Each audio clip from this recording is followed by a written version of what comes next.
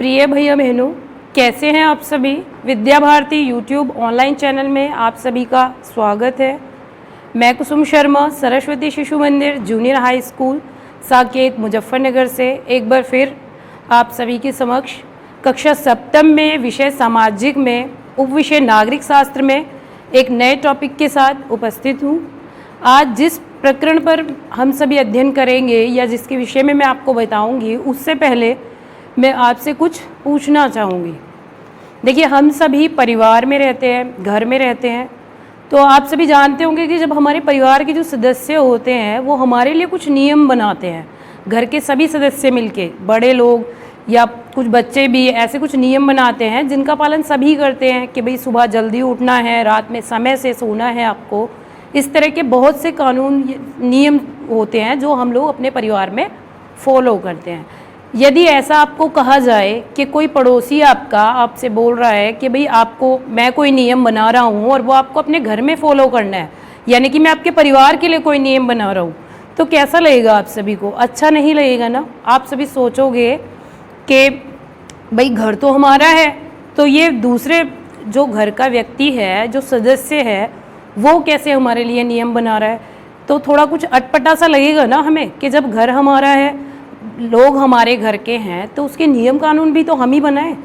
तो इसी प्रकार से जब हमारा देश भारत जो है, जब वो स्वतंत्र नहीं था, आप सभी को पता होगा, जब हमें आज़ादी नहीं मिली थी तो हमारे देश पर किसका शासन था? ब्रिटिश सरकार का।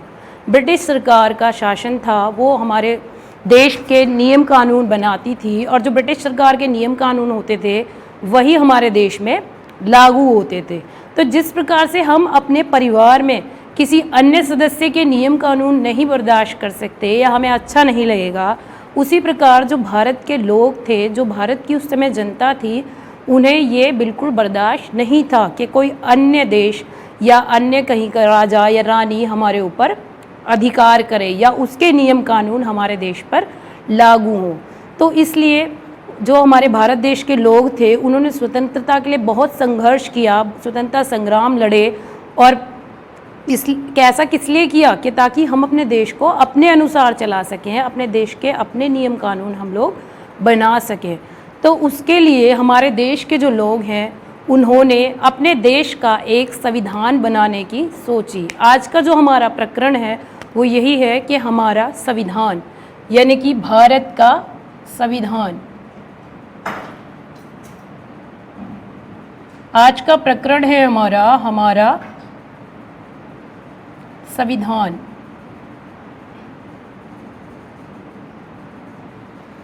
हमारा संविधान, जब देश स्वतंत्रता संग्राम जब लड़े लोगों ने और देश स्वतंत्र हो गया, तो अब क्या हुआ कि स्वतंत्र तो हो गया सन 15 अगस्त सन 1946 में हमारा देश स्वतंत्र तो हो गया, लेकिन अभी भी उस पर जो नियम कानून थे वो सभी किसके चल रहे थे? ब्रिटिश सरकार के ही चल रहे थे। उन्हीं के कानूनों के अनुसार देश में शासन होता था, कार्य किए जाते थे।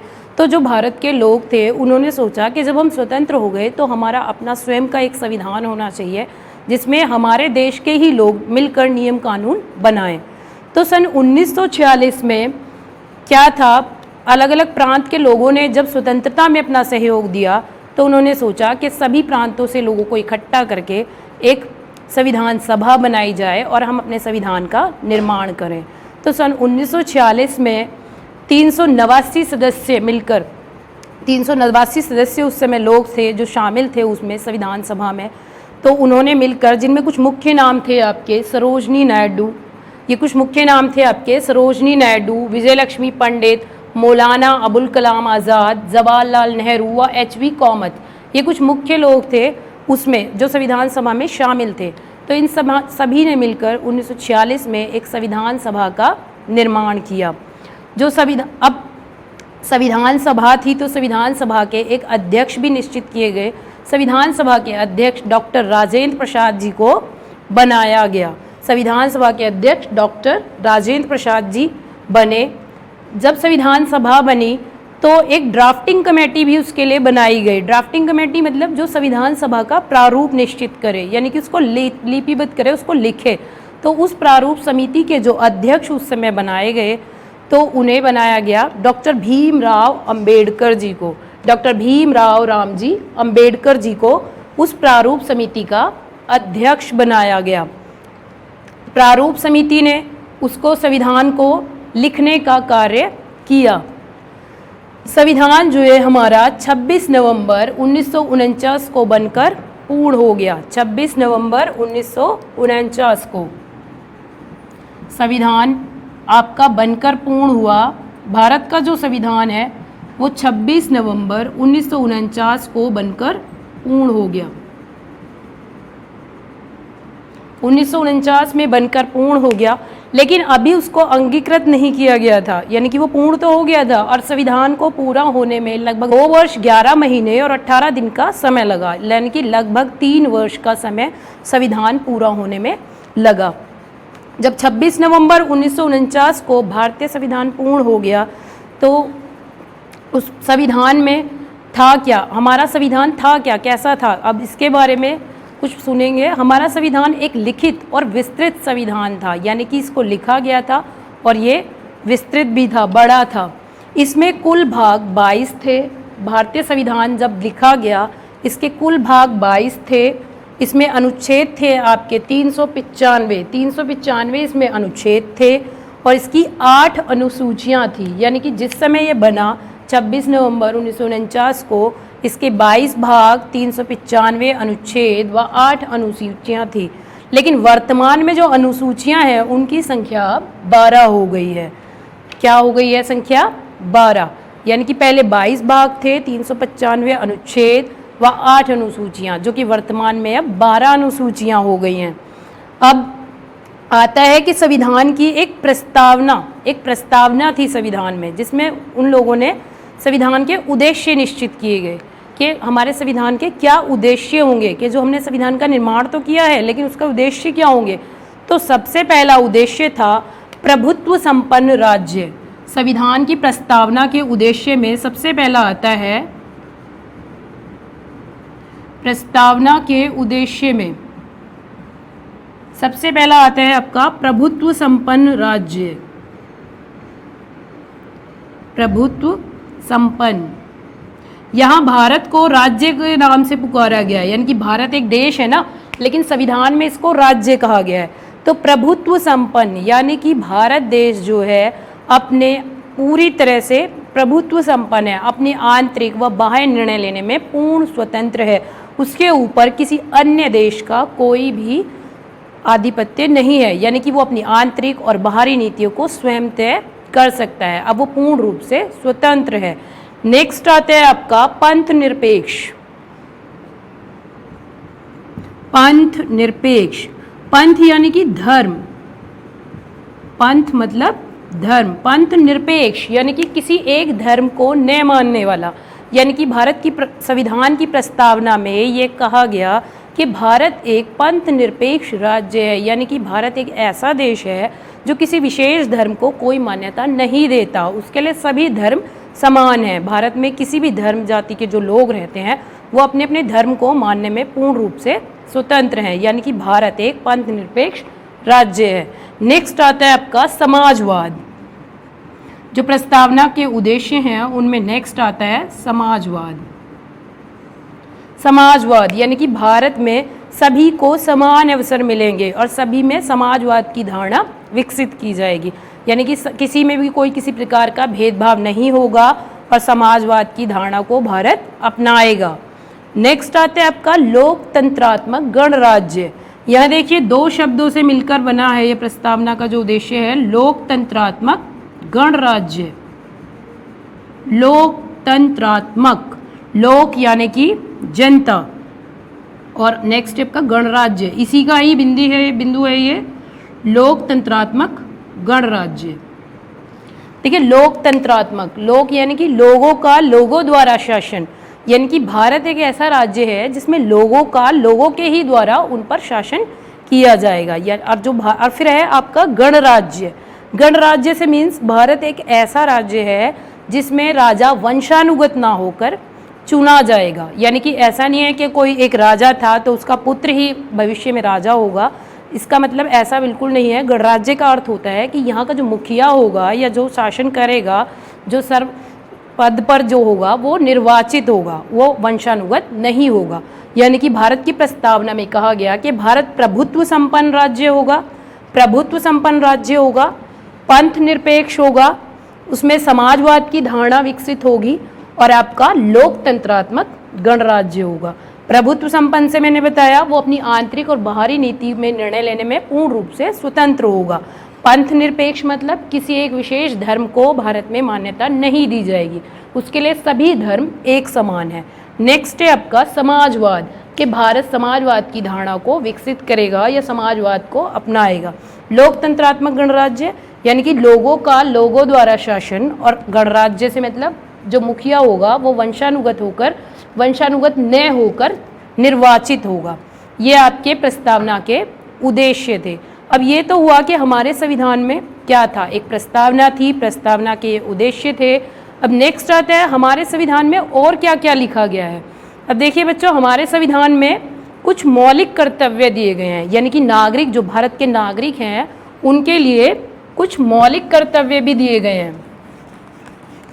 मौलिक कर्तव्य यानी कि जो प्रत्येक नागरिक को प्रदान किए गए हैं। मौलिक अधिकार, कर्तव्य नहीं, मौलिक अधिकार। कर्तव्य भी आएंगे, उनके विषय में मैं अभी बाद में बताऊंगी। पहले आते हैं आपके मौलिक अधिकार। सब भारतीय संविधान द्वारा प्रत्येक नागरिक को 6 मौलिक अधिकार दिए गए हैं। अब टॉपिक आते हैं हमारा मौलिक अधिकार।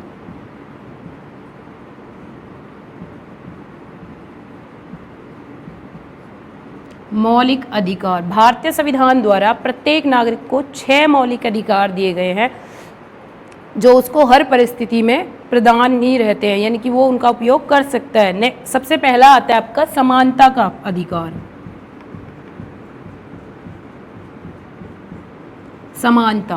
समानता का अधिकार भारतीय संविधान के अनुसार भारत के सभी नागरिक, चाहे वो किसी भी जाति, धर्म या रूप से संबंधित हों, लेकिन वे सभी भारतीय संविधान के अनुसार एक समान है, यानी कि उनमें किसी प्रकार का कोई भी भेदभाव नहीं किया जाएगा। भारत के सभी नागरिक, चाहे वो किसी भी धर्म से संबंध रखते हों, किसी भी जाति से संबंध रखते हों, किसी भी रंग रूप के हों, उनमें किसी भी प्रकार का कोई भी भेदभाव नहीं किया जाएगा। वे सभी भारतीय संविधान के समान एक समान है, यानी कि उनमें समानता का भाव रखा जाएगा। नेक्स्ट आता है आपका स्वतंत्रता का अधिकार।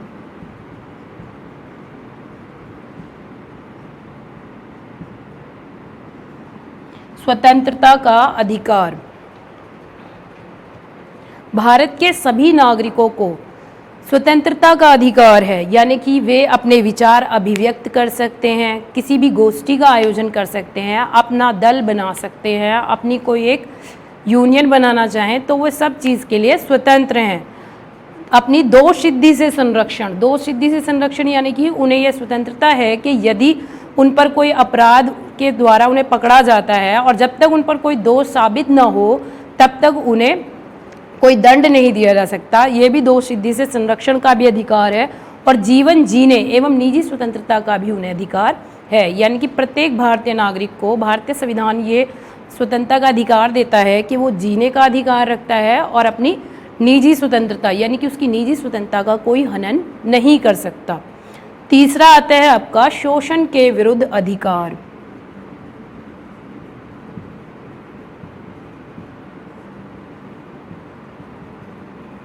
शोषण के विरुद्ध अधिकार। शोषण के विरुद्ध अधिकार से तात्पर्य है कि किसी भी भारतीय नागरिक से या किसी भी व्यक्ति से जोर जबरदस्ती से कार्य नहीं कराया जा सकता, यानी कि उनका शोषण नहीं किया जा सकता। ऐसा नहीं है कि उनसे काम ज़्यादा समय लिया जाए और उनको उसके अनुसार उन्हें निश्चित मजदूरी ना दी जाए। ऐसा भारतीय संविधान में प्रावधान है कि किसी भी व्यक्ति का जोर जबरदस्ती से कोई शोषण नहीं कर सकता। इसके उसमें ही एक कैलाश सत्यार्थी हुए हैं, उन्होंने बाल विरोध आंदोलन चलाया था और उसमें उनको एक 2019 में नोबेल पुरस्कार से सम्मानित भी किया गया था। उन्होंने क्या किया था, जो बच्चे थे, छोटे बच्चे जो होते हैं 14 वर्ष से कम आयु के, तो उन्होंने क्या किया था, वो मील भट्टी वगैरह में जो काम करते हैं, बहुत से भारी उद्योग होते हैं उनमें जो काम करते हैं, वहाँ से उन्होंने उन बच्चों को छुड़ाया और उनके उज्जवल भविष्य के लिए बहुत से उन्होंने कार्य किए। तो ये शोषण के विरुद्ध जो अधिकार है उसमें ये सभी आता है कि किसी भी बच्चे से या किसी भी व्यक्ति से जोर ज़बरदस्ती से कार्य आप नहीं करा सकते। नेक्स्ट आता है आपका धर्म की स्वतंत्रता का अधिकार। चौथा मौलिक अधिकार जो हमारा है वो है धर्म की स्वतंत्रता का अधिकार।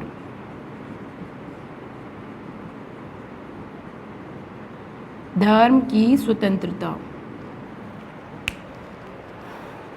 धर्म की स्वतंत्रता का अधिकार से तात्पर्य है कि संविधान में प्रावधान है कि प्रत्येक नागरिक अपने धर्म की स्वतंत्रता रखता है, यानी कि वो जैसे चाहे, जैसे उसके धर्म में मान्यता हो, वो उसके अनुसार अपनी पूजा उपासना अर्चना कर सकता है। उसे किसी लिए बाध्य नहीं किया जाएगा कि वो अपनी पूजा अर्चना को इस प्रकार से करे जैसे उसके धर्म में उसको कहा गया है, या वो जैसे करना चाहे वो उसके लिए पूर्ण रूप से स्वतंत्र है। अतः उसको धार्मिक स्वतंत्रता का पूरा पूरा अधिकार है। आपका आता है पांचवा संस्कृति एवं शिक्षा का अधिकार।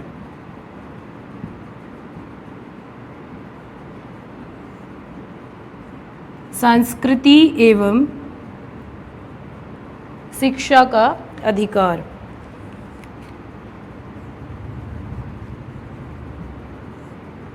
संस्कृति एवं शिक्षा का अधिकार, ये तो सभी जानते हो आप सभी कि भारत जो है विविध संस्कृतियों से मिलकर बना है, यानी कि भारत की जो संस्कृति है बहुत अलग अलग विविधता की संस्कृति है, अलग अलग संस्कृति के लोग यहाँ पर रहते हैं। तो ये जो अधिकार है हमारा संस्कृति एवं शिक्षा का अधिकार, ये क्या है कि भारत के प्रत्येक नागरिक को अपनी भाषा, अपनी लिपि और अपनी संस्कृति को बनाए रखने का अधिकार है, यानी कि वो अपनी भाषा को और अपनी संस्कृति को बनाए रख सकता है। उस पर जोर ज़बरदस्ती कर ऐसा नहीं है कि उसको ये त्याग कर कोई अन्य संस्कृति अपनानी होगी, वो अपनी संस्कृति को बनाए रख सकता है। भारतीय संविधान में ऐसा प्रावधान है। नंबर 6 आपका आता है संवैधानिक उपचारों का अधिकार।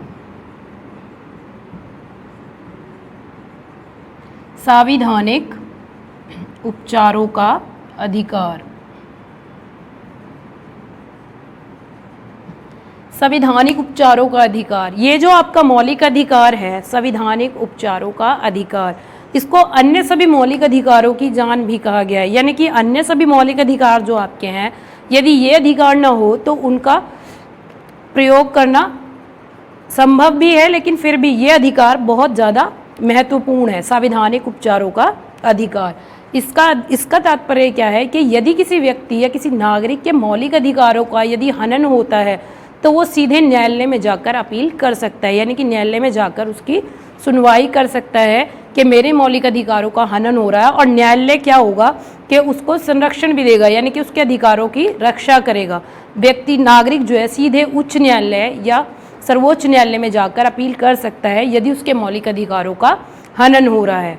तो ये तो भारतीय संविधान के 6 मौलिक अधिकार थे जो भारतीय संविधान द्वारा प्रत्येक नागरिक को दिए गए हैं। इन मौलिक अधिकारों का कुछ ऐसी परिस्थितियां हो जाती हैं कि कुछ मौलिक अधिकारों को कुछ समय के लिए स्थगित भी कर दिया जाता है, यानी कि यदि देश में सशस्त्र विद्रोह हो जाए या आपातकाल की स्थिति हो जाए तो ऐसे में क्या होता है कि कुछ मौलिक अधिकार जो हैं नागरिकों के वो कुछ समय के लिए स्थगित कर दिए जाते हैं।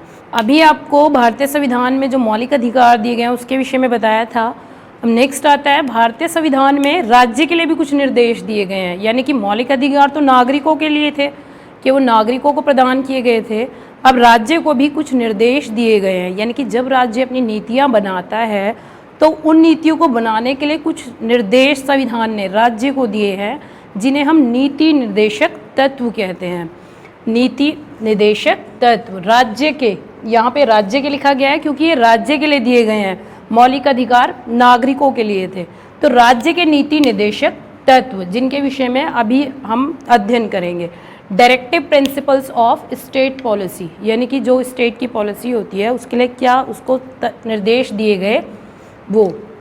तो कुछ ऐसे निर्देश हैं जो राज्य को संविधान के द्वारा दिए गए हैं। इसमें सबसे पहला आता है आपका ऐसी नीति बनाना जिसमें सभी को काम के लिए समान अवसर प्रदान किए जाएं, यानी कि राज्य ऐसी नीतियों का निर्माण करे जिसमें सभी को काम के लिए समान अवसर मिले। यानी कि ये नहीं कि भाई किसी खास, ऐसा होता है ना कि कोई पर्सन ज़्यादा वो है तो उसको तो काम मिल गया और बाकी आधे ऐसे ही रह गए, तो ऐसा कुछ नहीं होगा। राज्य ऐसी नीति बनाएगा जिसमें सभी को काम करने का अधिकार मिले, यानी कि काम जो करें तो वो सभी करें। नेक्स्ट आता है आपका बच्चों के विकास के लिए स्वतंत्र और सम्मान भरा वातावरण, यानी कि जो बच्चे हैं वो अपना विकास कर सके, इसके लिए उनको सम्मान भरा वातावरण मिले और स्वतंत्र, यानी कि वो पूर्ण रूप से स्वतंत्र हों और सम्मान भरा वातावरण उनको मिले। इससे अगला निर्देशक तत्व आता है कि राज्य क्या निश्चित करे कि समान कार्य के लिए समान मजदूरी, यानी कि ऐसा कोई भेदभाव ना हो कि कार्य तो सभी सेम कर रहे हैं लेकिन उनकी जो सैलरी है या जो उनकी मजदूरी है वो उनको पूर्ण रूप से एक समान न दी जाए। तो ऐसा नहीं होगा। संविधान द्वारा राज्य को निर्देश दिए गए हैं कि समान कार्य के लिए समान मजदूरी ही प्रदान की जाए। नेक्स्ट आता है सभी पुरुषों और स्त्रियों को रोजगार मिले, यानी कि जो भारत के नागरिक हैं और सभी स्त्री पुरुष हैं उन सभी को रोजगार उपलब्ध कराया जाए। राज्य ऐसी नीति बनाए कि सभी स्त्री और सभी पुरुषों को रोजगार उपलब्ध हो। उससे नेक्स्ट आता है राज्य ग्राम पंचायतों की स्थापना करे, यानी कि राज्य क्या करे, छोटी छोटी ऐसा होता है ना इकाइयों द्वारा शासन करे, तो राज्य क्या करे, ग्राम पंचायतों की स्थापना करे। नेक्स्ट आता है आपका निशुल्क कानूनी सहायता। निशुल्क कानूनी सहायता का मतलब है कि जो लोग गरीब हों ऐसा ना हो कि उनको न्याय ही ना मिल पाए, यानी कि जो कानूनी सहायता हो वो निशुल्क हो, ताकि जो लोग निर्धन हैं, गरीब परिवार से हैं, उनको भी कानून का संरक्षण समान रूप से प्राप्त हो सके। उससे अगला निर्देशक तत्व आता है आपका पर्यावरण एवं वन्य जीवों की रक्षा, यानी कि जो पर्यावरण है, जीव जंतु, पेड़ पौधे और वनों में जो आपके निवास करने वाले जीव जंतु हैं उन सभी का संरक्षण हो, ऐसी राज्य अपनी नीतियों का निर्माण करे। अगला आता है कार्यपालिका को न्यायपालिका से पृथक रखना, यानी कि जो कार्यपालिका है हमारी उसको न्यायपालिका से बिल्कुल अलग रखा जाए, यानी कि जो न्यायपालिका है वो पूर्ण रूप से स्वतंत्र हो, उस पर किसी प्रकार का अधिकार ना हो कि वो अपना निर्णय लेते समय सोचे कि उसको निर्णय किसके पक्ष में लेना है या वो बिल्कुल निष्पक्ष होकर निर्णय ले। तो उसको पूरी तरह से स्वतंत्र रखा जाए ताकि जो निर्णय हो या जो न्याय हो वो पूर्ण रूप से स्वतंत्र हो। नेक्स्ट आता है आपका अंतर्राष्ट्रीय शांति एवं सुरक्षा, यानी कि भारत के संविधान में भारत को ये निर्देश दिए गए हैं राज्य को कि वो अंतर्राष्ट्रीय शांति एवं सुरक्षा बनाए रखने का निरंतर प्रयास करता रहे, यानी कि उसके कार्य ऐसे हों जिससे कि क्या हो, देश विदेश में शांति कायम रहे, पूरे विश्व में शांति कायम रहे और सुरक्षा जो है वो बनी रहे। अभी ये तो थे आपके राज्य के नीति निर्देशक तत्व, directive principles of state policy. अब नेक्स्ट आते हैं हमारे मौलिक कर्तव्य। पहले थे भारत के संविधान में मौलिक अधिकार, फिर आए आपके राज्य के नीति निर्देशक तत्व और अब नेक्स्ट आते हैं हमारे मौलिक कर्तव्य, अवर फंडामेंटल ड्यूटीज़, यानी कि हमारे कुछ अधिकार तो दिए ही है संविधान ने, लेकिन जब अधिकार दिए हैं तो हमारे कुछ कर्तव्य भी तो होंगे ना। जब अधिकार हमें दिए गए हैं तो हमारे कर्तव्य भी होंगे कुछ। तो ये कर्तव्य जो है संविधान में सर्वप्रथम 10 कर्तव्य दिए गए थे, 11वां जो कर्तव्य है वो फिर से इसमें जोड़ा गया। मौलिक कर्तव्यों को 1976 में संविधान में जोड़ा गया। सबसे पहला आता है संविधान का पालन करें, राष्ट्र ध्वज एवं राष्ट्रगान का आदर करें, यानी कि ये प्रत्येक नागरिक का मौलिक कर्तव्य है कि वो संविधान को माने, उसका पालन करे और राष्ट्रीय ध्वज और राष्ट्रगान जो है उन सभी का सम्मान करे, उनका आदर करे। नेक्स्ट है आपका राष्ट्रीय आंदोलन को प्रेरित करने वाले उच्च आदर्शों को हृदय में संजोए, यानी कि जो राष्ट्र के देशभक्ति वाले जितने भी आपके आंदोलन को प्रेरित करने वाले उच्च आदर्श होते हैं उनको अपने अंतर्मन में बना कर रखे कि राष्ट्र के प्रति पूरा देशभक्ति रखे। तीसरा आता है आपकी भारत की संप्रभुता, एकता और अखंडता का सम्मान करें, यानी कि हमारा भारत जो संप्रभु है, अपनी आंतरिक व विदेशी नीति अपने आप तय करने में सक्षम है और उसकी एकता और अखंडता की रक्षा करने के लिए हमेशा प्रतिबद्ध रहे, ये हमारा मौलिक कर्तव्य है प्रत्येक नागरिक का। चौथा आता है आपका नंबर 4 देश की रक्षा करे, यानी कि जब कभी भी ऐसी कोई परिस्थिति बनती है कि कोई विद्रोह हो, कुछ हो, तो प्रत्येक नागरिक हमेशा ये तैयार रहे कि मैं अपना सर्वस्व लुटाने के लिए अपने देश पर तैयार हूँ, देश की रक्षा के लिए। 5वां आता है आपका, भारत के सभी लोगों में समरसता का भाव उत्पन्न हो, यानी कि सभी एक दूसरे से भाईचारे का भाव और समरसता का भाव उत्पन्न कर कर आपस में मिलजुल कर रहें। नंबर 6 आता है, भारतीय संस्कृति के गौरव को समझें। हमारी भारतीय संस्कृति के जो गौरव है, उसकी गरिमा है, उसको समझें और उसको बनाए रखें। अगला आता है आपका, प्राकृतिक पर्यावरण की रक्षा करें। ये आपका मौलिक कर्तव्य नंबर 7 है, प्राकृतिक पर्यावरण की रक्षा करना। ये प्रत्येक नागरिक का कर्तव्य है कि जो प्रकृति ने हमें पर्यावरण दिया है, प्रकृति द्वारा जो भी हमें प्राप्त हुआ है, उन सभी का हम पूर्ण रूप से संरक्षण करें और उनको बनाए रखें। नंबर 8 आता है हमारा, वैज्ञानिक दृष्टिकोण का विकास करें, यानी कि जो हमारा दृष्टिकोण है उसको और वाइड करें और फैलाएं और उसको वैज्ञानिक अपनाएं, नई नई तकनीकों को हम अपनाएं। नंबर 9 है, सार्वजनिक संपत्ति को सुरक्षित रखें। सार्वजनिक संपत्ति से मतलब होता है बच्चों, जो संपत्ति सभी की है, यानी कि जो देश की संपत्ति है, जो सार्वजनिक है, उस सभी का हम सुरक्षित रखें। ऐसा नहीं कि ये हमारी संपत्ति तो है नहीं तो इसको हम नुकसान पहुंचाएं, ऐसा नहीं होना चाहिए। सार्वजनिक संपत्ति को ये सभी नागरिकों का मौलिक कर्तव्य है कि वो उसको सुरक्षित रखें।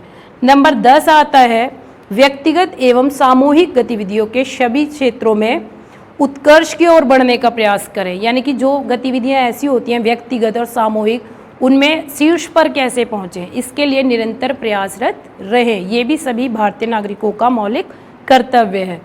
अब जो नंबर 11 जो मैंने बताया वो बाद में इसमें जोड़ा गया, वो क्या है कि प्रत्येक माता पिता अपने 6 से 14 वर्ष तक की आयु के बच्चों के लिए क्या करें, शिक्षा के लिए अवसर प्रदान करें। यानी कि जो उनके बालक हैं 6 से 14 की उम्र के बीच के जो उनके बच्चे हैं, बालक हैं, उनके लिए क्या करें, वो शिक्षा के अवसर प्रदान करें। ये प्रत्येक संरक्षक या माता पिता का मौलिक कर्तव्य है कि वो अपने बालक को शिक्षा प्रदान कराने की पूरी कोशिश करें। तो ये हमारे 11 मौलिक कर्तव्य थे जो संविधान के द्वारा प्रत्येक नागरिक के लिए दिए गए हैं। अब देखिए, संविधान में बताया था मैंने कि यदि मौलिक अधिकारों का हनन हो तो जो हमारा 6ठा मौलिक अधिकार है, संविधानिक उपचारों का अधिकार, उसके तहत हम न्यायालय में जाकर अपील कर सकते हैं कि हमारे मौलिक अधिकारों का हनन हो रहा है। लेकिन यदि मौलिक कर्तव्यों का हम पालन नहीं करते तो इसके लिए कोई हमें सज़ा का प्रावधान नहीं है। ये हमारे कर्तव्य है, ये हमारी ड्यूटीज़ हैं, ठीक है, नॉट राइट्स। ये हमारे अधिकार नहीं है, तो ये कर्तव्य हैं, इनका पालन हमें करना ही चाहिए, लेकिन इसके लिए कोई सज़ा का प्रावधान नहीं है। इसी प्रकार जो निर्देशक तत्व हैं हमारे, जो राज्य के नीति निर्देशक तत्व उसको दिए गए हैं, अगर वो भी उनका पालन नहीं करता तो राज्य के प्रति भी ऐसा कोई प्रावधान नहीं है कि राज्य को दंड दिया जाएगा। यानी कि ये एक नैतिक कर्तव्य है कि राज्य को मानने चाहिए, और व्यक्ति नागरिक के लिए भी ये नैतिक कर्तव्य है कि उसको अपने मौलिक कर्तव्यों का पालन करना चाहिए। क्योंकि यदि हम सोचते हैं कि हमें अधिकार मिले तो हमें अपने कर्तव्यों का भी पालन पूर्ण रूप से करना चाहिए। और जो अधिकार और जो कर्तव्य होते हैं वो एक दूसरे से पूरी तरह से जुड़े होते हैं, या कहिए एक सिक्के के 2 पहलू होते हैं। तो ये तो हो गया हमारा संविधान, के संविधान में ये सब चीज़ें आ गई हमारी। और एक और चीज़ कि अगर कोई कहे आपकी संविधान की डेफिनेशन बताओ, तो संविधान की डेफिनेशन भी ये है कि ऐसे लिखित व अलिखित नियम कानून जिनके द्वारा किसी देश का शासन चलता है उसे हम संविधान कहते हैं। यानी कि एक ऐसी पुस्तक जिसमें उस देश की सरकार किस प्रकार से कार्य करती है, क्या नियम कानून बनाती है, जिसका वर्णन हो, उसे हम संविधान कहते हैं। इसकी डिफाइन बहुत तरह से अलग अलग प्रकार की है कि संविधान में लिखित व अलिखित नियम कानून होते हैं जिसके द्वारा किसी देश की सरकार अपना कार्य करती है और उसको कार्य करने के लिए निर्देश दिए गए होते हैं, तो वे सभी आपके संविधान होते हैं। तो बच्चों ये सब आपको बताए मैंने, संविधान क्या है, उसमें मौलिक अधिकार, इसका कब निर्माण हुआ, इसके अध्यक्ष कौन थे, प्रारूप समिति के अध्यक्ष कौन थे, नीति निर्देशक तत्व क्या हैं और हमारे मौलिक कर्तव्य क्या हैं। तो इन सभी का अध्ययन आपको बहुत गहराई से करिएगा और इसमें कुछ प्रश्न भी बनते हैं, उन प्रश्नों का निर्माण भी आप सभी को करना है। कुछ प्रश्नों का निर्माण जैसे मैं भी कर रही हूँ आपको कि संविधान सभा के अध्यक्ष कौन थे, तो संविधान सभा के अध्यक्ष हमारे डॉक्टर राजेंद्र प्रसाद जी थे। फिर है आपका प्रारूप समिति के अध्यक्ष कौन थे, जो संविधान सभा की ड्राफ्टिंग कमेटी जो बनाई गई थी आपकी, उसके अध्यक्ष थे आपके डॉक्टर भीमराव रामजी अंबेडकर। संविधान कब बनकर निर्मित हुआ, संविधान को बनने में लगने वाला समय क्या था, तो आपको पूर्ण समय लिखना है तो 2 वर्ष 11 महीने 18 दिन और लगभग 3 वर्ष का समय उसको पूर्ण होने में लगा। इसी प्रकार से एक अन्य प्रश्न बनता है, मौलिक कर्तव्यों की संख्या कितनी है? 6। 6 के 6 मौलिक कर्तव्य आपको लर्न भी करने हैं और इनको शॉर्ट में लर्न करना सीखिए तो आपको अच्छे से याद होंगे। तो ये पाठ आपको घर पे अध्ययन करना है और उसके प्रश्नों का निर्माण भी करना है। Thank you.